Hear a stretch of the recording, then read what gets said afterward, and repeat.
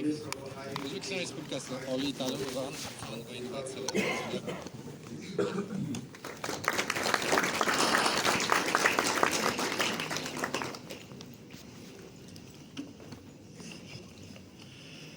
Assalomu alaykum, hurmatli tadbir qatnashchilari. Hurmatli Stefania Giannini, hurmatli vazirlar, aziz mehmonlar, hamkasblar. Bugun UNESCO bosh konferensiyasi 43-sessiyasi doirasida Samarqand shahrida tashkil etilgan ushbu tadbirda biz siz kabi aziz mehmonlarni ko'rib turganimizdan bebayat xursandmiz. Xush kelibsizlar. Welcome, dear guests.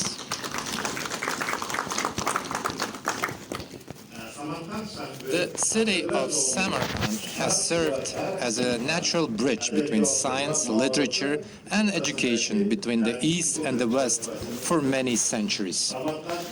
Scholars such as Abu Nasr Faraqi, Mirzo Ulugh-Bek, Ali Kushchi, and Qazizoda Rumi, who grew up in the madrasas and scientific centers of Samarkand, made a great contribution to the development of world spirituality and science along with their heritage. Hazrat Alisher Navai also came to the city in search of knowledge, established ties with friendship with Abdul Haman Jami. There is a great wisdom in the fact that Imam Ismail al-Bukhari and Abu Mansur at-Mutrudi also made this land as their final destination. The precise astronomical calculations in the collection of Ziji Jadidi Kuragani created the Mirza Ulugh-Bek Observatory and the practice of determining the duration of the tropical year with high accuracy are still recognized as a global scientific community heritage. Such a scientific and educational spirit of the city of Samarkand gives a deep meaning to the content and essence of our meeting today, the harmony of international approaches to education, science, and innovation. Dear participants of the event, today's event is dedicated to the ratification by our country of the UNESCO Global Convention on the recognition of qualification in higher education. This convention provides for the simplification of the process of mutual recognition of diplomas and qualifications obtained abroad in a fair, transparent, non-discriminatory and reliable manner. The convention expands cooperation between national information centers, introduces modern approaches to assessing knowledge and skills acquired through non-traditional, distance and result-oriented forms of the education. This is a strategic legal foundation that strengthens the infrastructure of diplomatic trust and the global academic arena. Today, our practical cooperation with UNESCO is steadily expanding. 8 UNESCO departments and 24 UNESCO-accredited schools are effectively operating in our country under diverse universities. In 2024, the UNESCO Department of Sustainable Historical Tourism along the Silk Road was opened at the Silk Road International University of Tourism and Cultural Heritage in Samarkand. The cities of Tashkent and Fergana are included in the UNESCO network of global educational cities, and work is currently underway to include the cities of Samarkand and Nukuz in this very network. Also, the project development of employability skills in rural areas of Uzbekistan worth of 9.6 million euros is being successfully implemented. As a result, one technical school, each in the Republic of Karakalpakstan, Bukhara, Khorezm, and Surkhan-Darya regions, has been equipped with the agricultural specialization. Practical work has begun on the organization of centers for advanced training of teachers in technical schools in the Republic of Karakalpakstan, Samarkand, Namangan regions, and Tashkent city. Dear participants, due to the initiative and consistent reforms of the head of the state, in recent years, the system of higher education, science and innovation in our country has been radically renewed and was brought to a new level. The coverage of the system has expanded dramatically. The total number of universities has increased several times. This expansion has been carried out in tandem with qualitative reforms. In particular, Today, there are 204 universities operating in our country, which is a 3.2-fold increase compared to 69 back in 2015. The number of students and admission rates have also increased significantly. Educational programs have been adapted to the labor market, quality insurance and accreditation practices have been updated, and international academic mobility of professors and students has become more active. Quality changes are also reflected in the international rankings. Our universities are strengthening their positions on the international rating platforms of QS and Times Higher Education every year. In particular, according to the results of the Impact Rankings 2025, 12 universities from Uzbekistan entered the top 1,000 list. At the same time, a number of universities are taking strong positions in the regional sections of the THE and QS, accelerating the process of integration into the international community.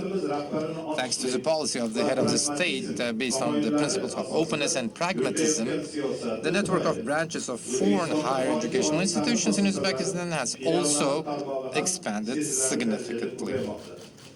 Today, branches of our prestigious partners such as Westminster International University, Torino Polytechnical University, Inha University, American University of Technology, Amity University, MDIS Singapore are operating effectively in our country. Ratification of the Global Convention is a logical continuation of the ongoing openness policy and an important step towards the globalization process of the national education system. For your information, according to UNESCO data, 2025, as of April, the convention has been ratified by 38 countries. With that, 22 countries are in the process of ratification. The practical importance of the convention are proved by the indicators of the global market. According to the ILO, in 2025, global single youth unemployment is high. Therefore, for our youth to get the high-quality education, we need to work together, introduce new reforms. Dear friends, the openness and just and fair education is our goal. And this principle is something that we need to implement in practice through the UNESCO initiatives and projects, and we are open for this cooperation. Thank you very much for your attention. I wish all of you a successful work. Thank you.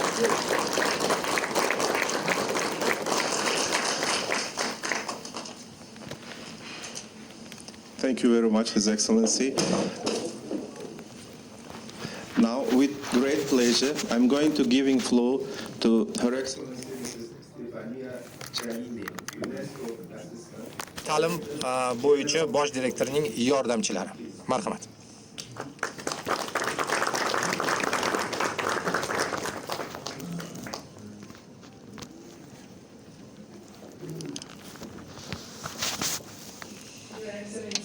Janob oliyalar, Oliy ta'lim, fan va innovatsiya vaziri, hurmatli doktor Sharipov, sizni ko'rish va albatta ushbu juda ham muhim bo'lgan madaniyat va sivilizatsiya chorrahasi bo'lgan Samarqand shahrida bizni kutib olgani uchun katta rahmat. Hurmatli hamkasblar, delegatlar, universitet vakillari, mintaqa universitetlarining vakillari, sizlar bilan bugun menga uchrashish katta sharaf. Va bilasiz, bu tadbirimiz juda ham muhim vazifalarni qamrab olgan. Ya'ni bu global konvensiya oliy ta'limdagi kvalifikatsiyalarni bu menimcha hozirgi paytda juda ham muhim xalqaro hamkorlik hujjat hisoblanadi va buni men birinchi bir bosh konferensiyada qatnashganimda 2019-yilda qabul qilingan va o'ylaymanki bu oxirgi 8 yildagi juda ham muhim bo'lgan yutuqimizdan biri. Bu qaror juda ham bizlar uchun qimmatli. Va 2 yil ichida ushbu shartnomaning a'zolari o'sdi sonida, ya'ni bizlarda mamlakatlarning soni 2 barobar oshdi. 2023-yilda biz ularni juda ham ko'plarini a'zo bo'lganini ko'rdik va janob Sharipov aytganlaridek, hozirgi paytda 22 ta mamlakat ratifikatsiya jarayonini o'tishyapti.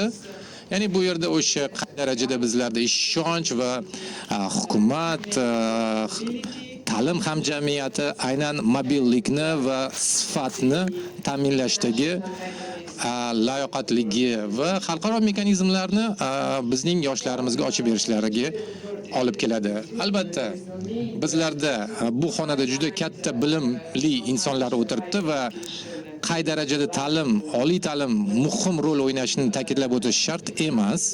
Ya'ni oliy ta'lim bizlarga iqtisodiy o'sish, rivojlanishga kerak, ijtimoiy rivojlanishga va albatta tinch hamjamiyatlarni rivojlanishiga juda ham muhim hisoblanadi. Ya'ni bizlarda o'sha ta'lim olgan intelligent yoshlarimiz aynan shu kabi tamoyillarni olg'a suradi. Va albatta UNESCOning asosiy maqsadlaridan biri aynan shu. Albatta hech qachon biz aytolmaymiz, agar ta'lim inklyuziv bo'lmasa, uni biz ta'limga bo'lgan huquq deb belgilay olmaymiz.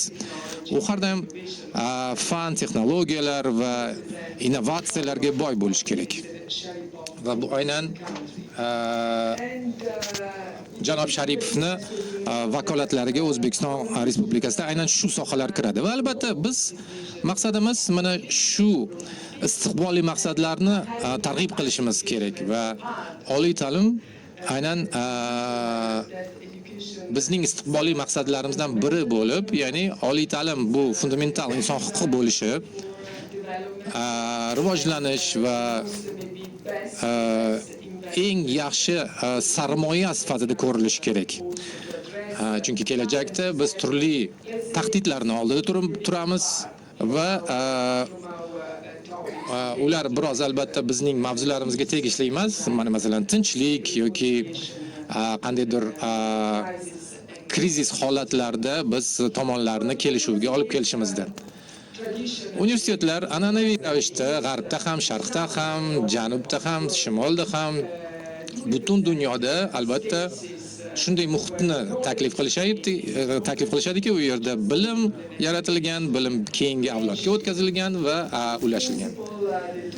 Va albatta shu akademik erkinlikning ikkita ustuni va so'z erkinligi, bular albatta hozirgi zamonaviy vaqtda juda ham muhim hisoblanadi. Va afsuslar bo'lsinki, biz ko'ryapmizki, ayrim bu tamoyillar hozirgi paytda so'roqqa tutilyapti va bu yerda mana bizlar vazirlar, akademik hamjamiyat va diplomatlar yig'ilyapmiz va yana bir bor bu tamoyillarni muhim ekanligini ta'kidlayapmiz. Chunki ular bizning ta'lim, oliy ta'limni hammaga tegishli ekanligi degan tamoyilni olg'a surishda yordam beradi va bu inson huquqi hammaga taqdim qilinishi kerak. Albatta, tarixga agar e'tibor qaraydigan bo'lsak, universitetlarning roli rivojlanib borgan, ya'ni bizning ahamiyatimiz o'sib borgan va uning mobilligi va xalqaro bo'lishi o'sha tarixiy rivojlanishning bir qismi bo'lgan. Va asosan bu oxirgi yillarda kuzatishimiz mumkin. Men bir nechta raqamlarni sizlarga eslatmoqchiman va menimcha ular bilan ko'pchiligingiz tanishsiz. Hozirgi paytda 260 million talabalar oliy ta'lim muassasalariga kiryapti va 50 million professor o'qituvchilar 20 mingta universitetlarda ishlab kelishyapti. Ya'ni bu juda katta hamjamiyat, yoshlar, tadqiqotchilar bor.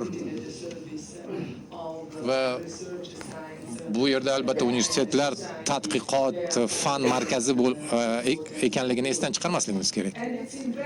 Va albatta bu hayratda qoldiradi. Janob Sharipov, ya'ni biz O'zbekistonni progressini ko'rishdan juda ham xursandmiz. Aynan shu sohada juda katta natijalar qo'lga kiritilgan. Universitetlar soni 70 dan 10 yil oldin hozirgi paytda 200 dan oshganini ko'ryapmiz va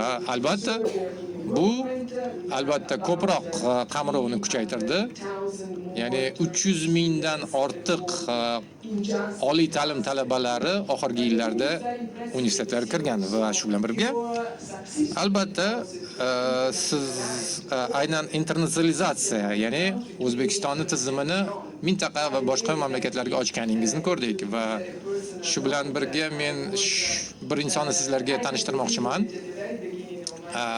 Men karyeramning eng boshida 2006-yilda shunday sharafga qozongandim. U paytda men Italiya tomonidan universitetda rektor edim va xalqaro hamkorlikka javobgar edim.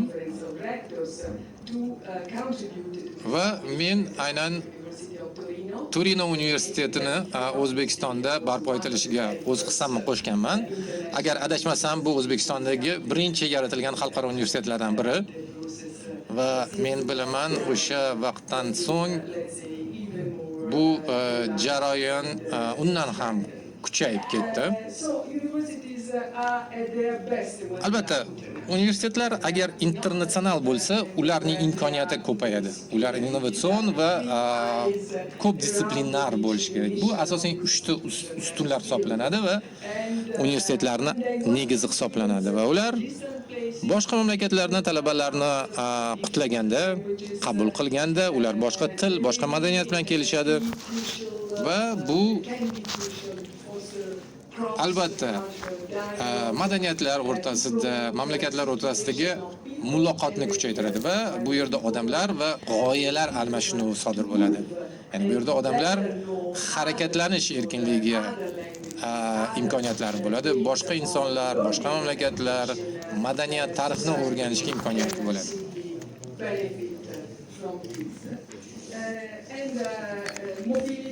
Va albatta mobillik bu global konvensiyani asosiy ustunlaridan biri va maqsadlaridan biri hisoblanadi. Janob vazir, o'zingizning so'zlaringizda juda ham muhim so'zlarni aytib o'tdingiz va men ularni ta'kidlamoqchiman. Bu diplomatik ishonch. Menimcha global konvensiya barcha texnikaviy masalalardan tashqari, lekin albatta ular ham muhim. Chunki texnikaviy masalalar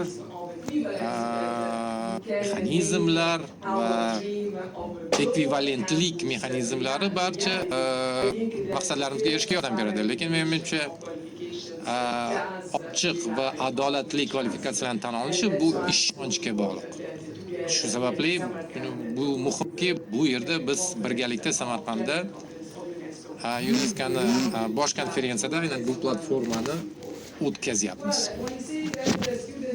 Demak, siz talabalar mobilligi oshyapti deb biz aytishimiz kerakki, buni dalillari mavjud.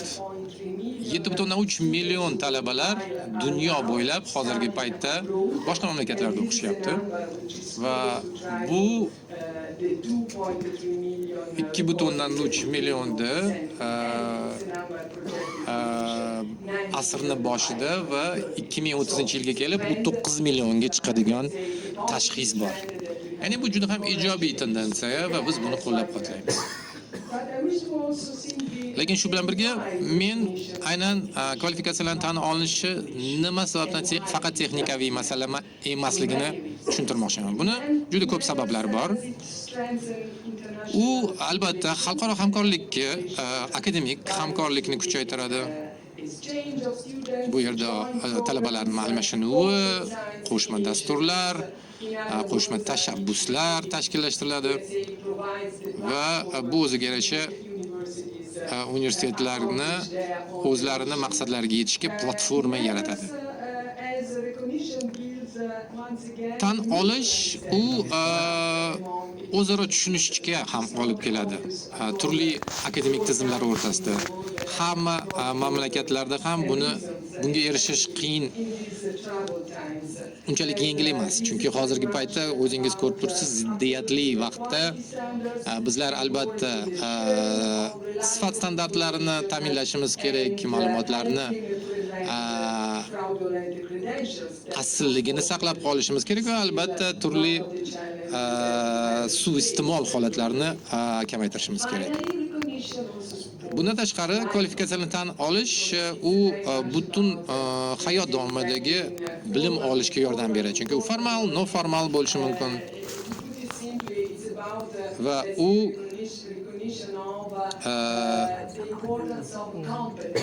kompetensiyalarning qanchalik muhim ekanligi va ularni ham tan olinish kerakligini ko'rsatadi.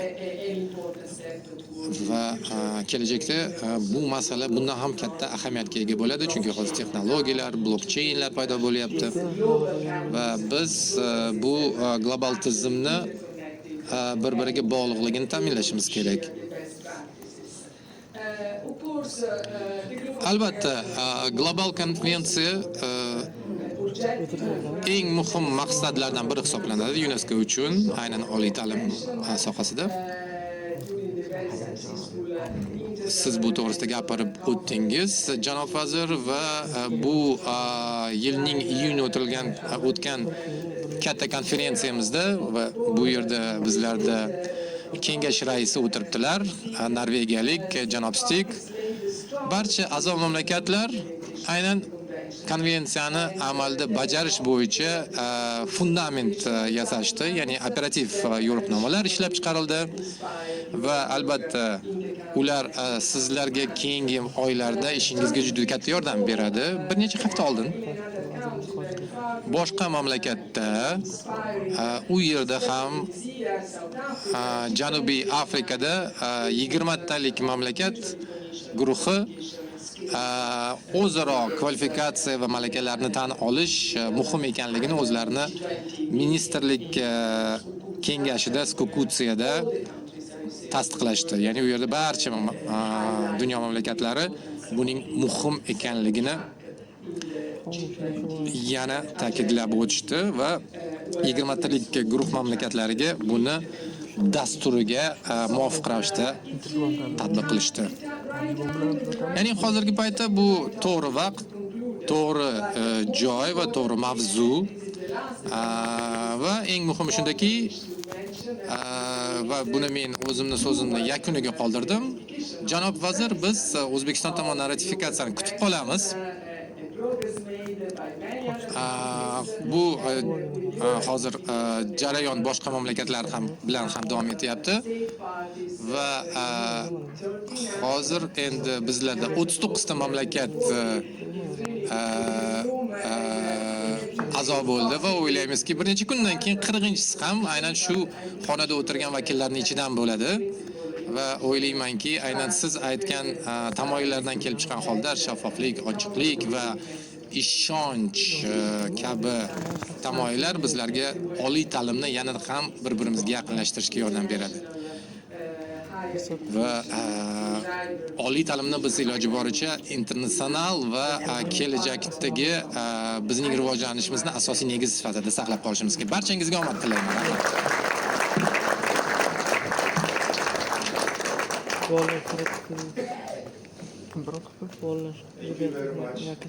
Katta rahmat. Ilhomlantiruvchi kirish nutqlaringiz uchun katta rahmat. Endi biz panel sessiyamizga o'tamiz. Unda yetakchi mutaxassislar oliy ta'limga oid malakalarni tan olish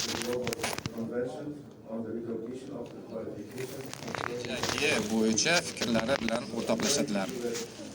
Unda hozir men so'zni janob Borner Chakron, UNESCOning siyosat va umrbod ta'lim bo'yicha direktoriga bermoqchiman. Marhamat.